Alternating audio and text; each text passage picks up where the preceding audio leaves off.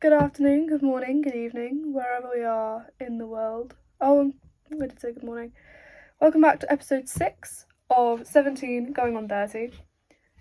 First of all, I know that we are a little bit delayed on this week's episode. It has been an intense week, to say the least. We are currently on Saturday, and I am so ready for bed. It's not true, and it's 8:15 in the evening. Wow. There are no particular words to describe how this week has been, other than chaos, I think, is the right phrase. First of all, I want to start this episode by saying thank you all so much for your support with last week's episode. It was a really big struggle for me to talk about this. And to be able to share my story with people and to go into depth about how it affected me and my life has been an incredible opportunity, and I want to thank every single one of you for listening and watching. And here we are, 6 weeks in to the podcast. Oh my word, I don't know how it's been 6 weeks. We are now 4 exams through out of 5. I have 1 more next week and then I am done. Thank the Lord. You have no idea how grateful I am to be finishing college. I should have been, to be fair. So I had my exam on Wednesday, which actually didn't go too badly. It was, it went as well as you can expect it to go. And then I had the day off from revising on Thursday. I was like, you know what? I'm just gonna have a chill day. I'm gonna relax. I'm not gonna put any pressure on myself to get anything done, which was fine. But then I had a phone call on Friday to say that I'd got the job that I applied for. So I'm going to be a little bit more chaotic now.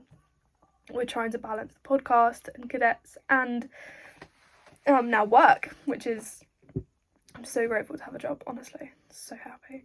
But I got that call Friday afternoon, but I've been waiting for the call since last Sunday. And to be fair, I had a call during the day on Thursday, but about 6 months ago I had spam calls come to my phone all time of the day and night, and well into the night as well. It would go until like 1-2 o'clock in the morning of them repeatedly spamming my phone. But because it was no caller ID, I couldn't block the phone number, so because there was no phone number to block. So with iPhone you can turn unrecognised calls off so that they just don't go through, and I had that turned off for ages until I obviously don't have this person's phone number saved to my phone. I went straight to voicemail and I was like, oh shit, that was not a good idea. So I phoned them back. I didn't get a response. They phoned me again Friday and were like, you got the job? I was like, that's amazing. But because I was so on edge, like all of Friday waiting to hear back, I was sat downstairs at the kitchen table, had the F1 on all day, so I had practice 1 on in the early afternoon, and then I watched the F2 and the F3, and then practice 2 in the later afternoon. And was sat revising the whole day, revising as best as one can when your brain is jam-packed with other stuff that's been going on throughout the week. It has been a week. So I spent all of yesterday revising, spent all of today revising. I'm not going to have much time tomorrow. So in our village where I live, we have this great big thing that we do, and it's a food related kind of festival that happens every year, and we love it. It's great. It brings a lot of money for the village, but it gets very, very busy. It was also my dad's birthday, and it's also the race weekend as well, so there's Imola tomorrow at 2 o'clock as well to top it all off. So revising tomorrow probably isn't going to come, and then I have Monday and then Wednesday and then the exam's Thursday, so that's fine. English literature I'm not too worried about, to be perfectly honest. The second paper, because our exam board is OCR, there's little to no resources, because I was having a good scour on Wednesday night after I got in from my exam. I was like, we'll start having a think about, the next steps to the next exam. And for the first paper there was loads of resources. So we're OCR and we did Measure for Measure, Paradise Lost, and A Doll's House. So there was loads of resources, Save My Exams, that website had loads of different bits to help towards that. Revision World, they had amazing stuff as well, and then obviously all the stuff that the college had given us to revise with as well. Quizlet was amazing for critics and quotes. That was fine. Paper 1, there was like a shit ton of resources to help. Paper 2, not so much. So we're doing the Women in Literature side of the course. So for OCR, there's different sections that you can focus on and choose to work on, and we're doing Women in Literature. So The Bell Jar, Sylvia Plath, and Sense and Sensibility by Jane Austen. And then the Women in Literature, the critical appreciation. That was stressful trying to get those words out, oh my word. But that side of the course, there is like no revision sources out there. So all I've had to create like a spreadsheet, and then different Word documents of my own revision sources. I'm really grateful for last year version of me. So back end of last year, I had my end of year exams in May, and I was stressed about those. I don't know why I was so stressed, because they were just end of years. I made loads and loads of flashcards. I made like mind maps and family trees for Sense and Sensibility and different Word documents, and I made loads of stuff last year, because we sat paper 2 for our end of years. And I sat downstairs today and I was like, I'm so grateful for last year, for me being able to go, oh, thank the Lord. So revision, although it has been a struggle to find some decent resources, I have to rely on myself, and the stuff that the college has given us to be able to revise for this next exam. But positives, it is my 5th and final exam for A-levels. So by next Thursday, I will be finished. Thank God. You have no idea how excited I am to finish. It has been a roller coaster, and now I'm not planning on going to uni, partly because where I had to take, with everything with my tumour last year, and ongoing, I wasn't able to be in college a lot, so I dropped an A-level and I'm doing 2. So I don't really have the grades anyway to be able to go to uni. And then I don't think realistically being like moving away from home, and just, it's not really my environment. It's not really something that I think I would enjoy. And then I struggle. It's weird because saying that, when I was in first year college, that was like the first 6 months, that was all I could think about, was going to university. And I had all these dreams. I was looking at different courses, I was trying to figure out what I wanted to do, and I was in a relationship at the time with someone who was at university, and oh my god, it was going up to visit and going to the uni and spending time with his friends was some of the most incredible memories that I've ever made. So one of the first times I went up to visit a couple of years ago now would have been late 2023. I met one of my really good friends, Shanna, and I see her, we talk as much as we can, and I was actually talking to her about this the other day.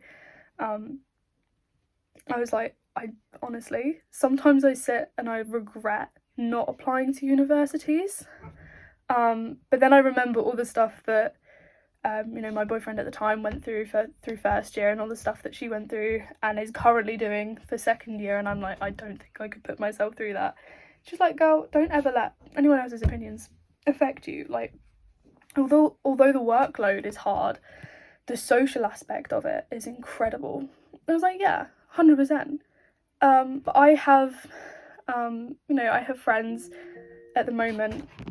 Yeah, I have some friends that are currently, had the option to go to university and didn't, and they're doing great at the moment. So I won't go into details, but they're loving life. They're doing, they're going forward with what they want to do. They've got like full-time jobs and they're having a great time.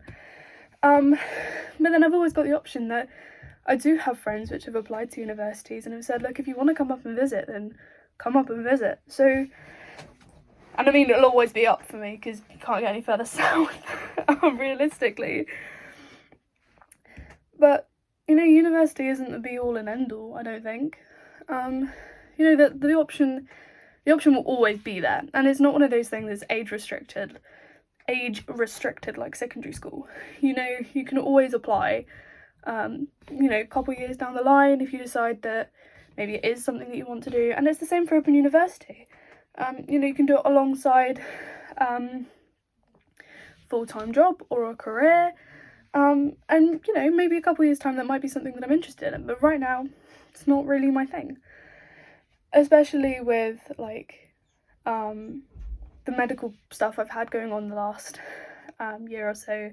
I think it's easier for me to stay home to then assess and be like, yeah, no, if something does go wrong, then I want to be at home with my family and with my friends and my support system who are still here, to be able to go through that with them, rather than trying to deal through it all with them down the other end of a phone, because it's not the same. As much as you can try and say that having friends over the phone is the same as them being in person, it's really not. Trust me, it's not.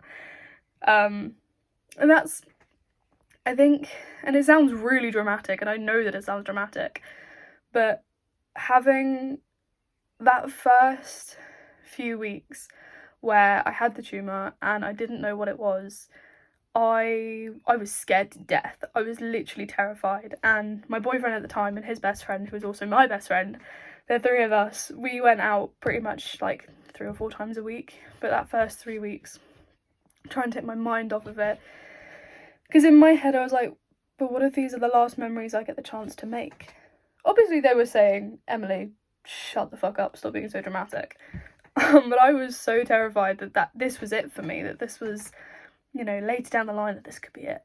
Obviously I was just being incredibly dramatic, and it was a benign tumour. But that thought, I think that kind of settled it for me then, that the friends that you make through the difficult times, and the ones that choose to stick it out with you through that difficult time, that they're the better of your friends. And unfortunately through through that tumour diagnosis and through eventually having the surgery in December, I did lose some friends along the way, and it does happen. But you can't be helped. Sometimes they're just things that you can and can't do, and that was one of those things that just wasn't meant to be. Anyway, on a slightly lighter note, my good friend has been away for a while and they are back. I'm so very happy because I'm hoping to see them soon. And then my best friend, Maisie, she's about to go away for 2 weeks to another country. They're always off somewhere. It's brilliant to sit back while I'm doing A-levels. So and this is something that I've always found, when it comes to friendships, I've always found that either my friendships are older than me or younger than me, but I hardly ever make friends that are around in my year group, which is really insane to me. When I was younger, it wasn't that long ago, but one of my really good friends, Hannah, she's a few years older than me, and going from 10, only up until recently, I say up until recently, since I was about 10, even till now, she's been one of my closest friends, and she's 3 or 4 years older than me, and that's the power of cadets. I've always been able to make friends with people who are older than me or around the same age as me, or sometimes even younger than me. My best friend Maisie is a couple years younger than me as well. And then that was the odd thing about the trio last year. It was one of them was the same age as me, which was a really weird phenomenon for me because that doesn't happen. And then my best friend is a year above me, but is a couple years older than me. And I think it kind of shows that it doesn't matter how old these people are. Growing up, as long as you're all happy and there's nothing wrong, then it's all good. I've been so grateful for the friends I've made the last couple of years, honestly. I've and it always depends on the person, and I had a bit of a weird time with schools, and with college. So my first secondary school that I went to, it was really local for me. It was literally like a 3-minute walk from my house, so ridiculously local. So all the people that went from my primary school also then went to that secondary school. So you pretty much knew everyone that was there, and you had people coming in from all over the county that I live in, and I was like, there was literally people everywhere. So I knew a lot of the people that I went to secondary school with to begin with. But it very quickly became into quite a negative experience. And I was quite badly bullied towards the end of year 7, and then that first half of year 8. So late, like pretty much all of 2019 and then into 2020, it was a really, really negative experience for me. And then November, I can remember saying to my mum, I was like, I can't keep doing this. Like, the more I'm here, the more I don't want to be here. So my mum worked at a different secondary school at the time. She's like, well, we can start the process to, you know, get you moving and put you in a different place. And I was like, that would be great. So obviously 2019 into 2020, nobody had any idea of what was about to happen, realistically. So I moved schools on late February, early February. I did used to know the date, and I'm quite good with dates, so I'm surprised at myself that I've forgotten the date. I think it was just after February half term 2020. And in that move from my old secondary school to my new one, the friends that I had decided then that they didn't want to be friends with me anymore. And you're at the age where I was like, okay, I don't really know what to do with that. So I've lost those friends that I thought were going to stick by me, even though they stuck by me through me being bullied and held me and supported me through that. For me then to go to a new school and they were like, actually, no, we don't want to be friends with you. And I was like, sick, okay. But then again, saying that, I wasn't too stressed about going to my new school because it was in the area that I did cadets. So some of the cadets that I knew also went to that school. So I was like, oh, okay, so I'm going to know a few people at least. And then 3-4 weeks after me moving, we went into national lockdown. I was like, oh, great, okay. So I wasn't really massively friends with anyone at the time because I'd not been there for very long, so I didn't really know anyone. So I hadn't really had the chance to make friends with anyone new before going into this lockdown period. And I was like, great. Okay, this is not going well. And that, you know, pretty much the rest of year 8 was, the rest of year 8 was spent in lockdown. And then into year 9, I was in this really lovely friendship with a few girls. Things very quickly fell apart, and then I was isolated by the whole of my year group. And this was beginning of year 9, like towards the middle of year 9. And then we went back into another national lockdown, by which point I met my good friend Kelsey. And she'd just moved from Canada. And I can remember, and she can remember the conversation too, and we talk about it quite often actually. She'd moved into my science class, and I can remember going up to her and going, I love a Canadian accent, or walking off. And that was the beginning of our friendship. And then national lockdown 2.0, my mum had to come into school to work to do key worker school, so I went into school to do key worker school as well, and so did Kelsey, and so did a couple of other people, and that then started a whole different friendship for the rest of year 9 and the beginning half of year 10 for me. And that was an incredible time for me, you know. I was really happy. Moving on, things didn't quite work out, and sometimes the friendships things just don't work out. I then was in this, I can remember I was walked into one of the maths classrooms one day. It's like the first or second day back after Christmas, 2022. Yeah, it must have been 2022. first or second day back, I walked into this maths classroom and I was waiting for one of my other friends, and this girl walks up to me, she goes, hello. I was like, hi.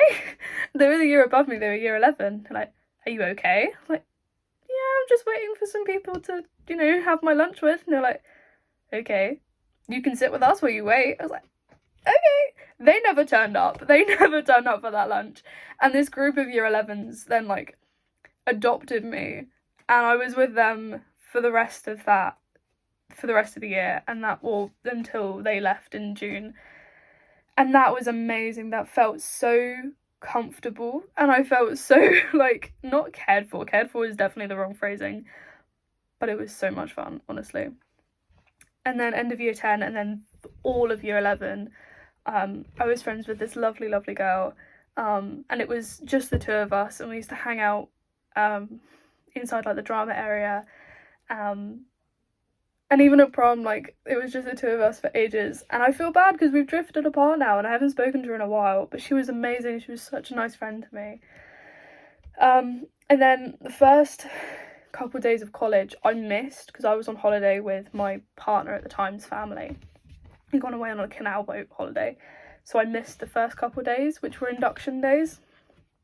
And no one from my secondary school that I was really close with was going to my new college. But a load of people from my first secondary school were going, and I was like, oh, I don't want to see you. I don't want you to be aware of my existence. But then consequently, everyone, like, all three of the classes I took at the time and my tutor group, there was people from my first secondary school in, and I was like, this is really brilliant. This is just what I needed. So I really struggled with that first year. I didn't really talk to anyone. I really kept to myself. I went in, I did the work, I came home, and that was pretty much it. Until around this time last year when I made my really good friends at cadets. And then I was out pretty much all the time. And I invited them to college a couple of times and they came and sat with me in between my lessons, or if I had a lesson later in the afternoon, they'd come up for the morning and then we'd sit, and things were really, really good for me. And now I'm in the position where, although I didn't really talk to a lot of people at college in the second year, I was more talkative and I had a really good friend, and unfortunately, again, things just didn't work out. But now, and especially with cadets, I'm so grateful to be able to say that the friends that I have made now and the friends that I am currently talking to are friends that I am confident I will be friends with for a very long time. And the friends that I am with now are also the same people that have stuck with me through all of my tumour diagnosis, through it having removed in the end in December. Yeah, I don't really know what this episode has been about. I've just kind of yapped for 25 minutes. Which originally was the idea of the podcast, was to get me talking and not sat in silence all day. But a little yap session is needed every now and then. And it's always great. This is what I found, is I put on, so when I'm revising, I used to sit either in silence or have a playlist on, but eventually I spent so much time, if I was sat in silence, my mind would wander, and the thoughts would kind of consume me, and then I wouldn't focus and I'd be too worried about what I was thinking. So that kind of just didn't work out. And then music is very much a, what playlist should we use? Which then also did not work out very well. So now I put on, like, so sometimes I have a podcast on the background. Sometimes I have like a TV show. So Doctor Who at the moment is a really good one to have one in the background, especially because I've watched every episode like 1,000 times. So I know what's going to happen, so it's not a surprise for me. And the same goes with, so I'm also watching Manifest. I'm rewatching Manifest at the moment. That's great to have on in the background while I'm revising, because it's like in the back of my mind, like I know what's happening. Although it's been a good couple of years since I watched the show, people talking for me is a really good thing to have in the background. So maybe this episode can be your background revision session. Did not mean to slap the table. Your background revision session music. Your focus. So focus on your revision, guys. Is revision season. Jesus Christ. I'm so tired. It is revision season, it is exam season, but I know quite a few people whose exams are over before half term. Mine are over before May half term. I'm very lucky. And then there's quite a few people who finish just after half term. There's a few people whose exams don't start until after half term anyway. But I wanted to wish you all good luck, best of luck with your exams over the next few weeks. If you want, we can do some revision tips in the next episode. Drop a comment down below or pop me a message on any of my social media accounts and I will respond happily. Again, same goes as last week. If you have any questions about my tumour or any questions about the process or the diagnosis, pop me a text message. I'm more than happy to answer and to give you any follow-up details or direct you to websites like the NHS or make suggestions for you at all. Thank you very much for listening in to this week's episode. Sorry there was no guest this week. We were planning on doing alternating, but I wasn't able to get anyone on this week's episode.